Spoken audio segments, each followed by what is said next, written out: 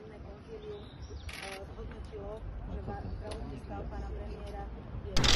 Po krátkom rozhovore so zdravotným personálom s pani riaditeľkou Rooseveltovej nemocnice vám môžeme oznámiť, že dnešné ranné konzílium zhodnotilo, že zdravotný stav pána premiéra je stabilizovaný. Napriek tomu je to zdravotný stav, ktorý je ešte vážny. A treba povedať, že včerajšia operácia, ktorá trvala 2 hodiny, prispela k pozitívnej prognóze vývoja zdravotného stavu pána premiéra.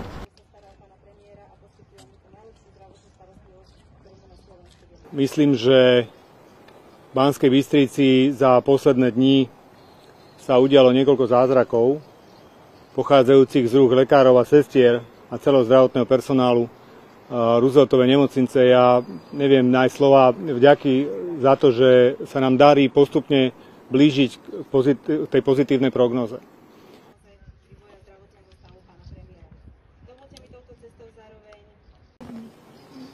Dohodli sme sa, že vláda bude pokračovať ďalej podľa nastaveného programu, ktorý nastavil on.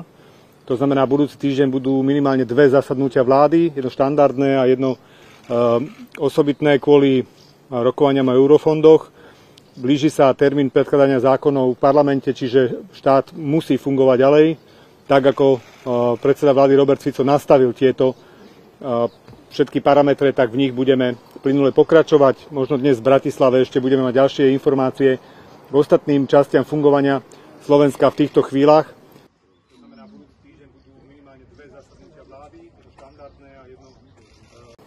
Nemyslím si, že bude akýkoľvek prevoz pána premiéra do Bratislavy v najbližších dňoch určite možný. Ten stav je naozaj vážny a určite jeho stav neumožňuje to, aby sme v blízkej budúcnosti, to znamená na konci víkendu, takýto prevoz absolvovali. To znamená, pán premiér bude naďalej tu. Budeme plynule pokračovať, možno dnes v Bratislave ešte budeme mať ďalšie informácie k ostatným častiam fungovania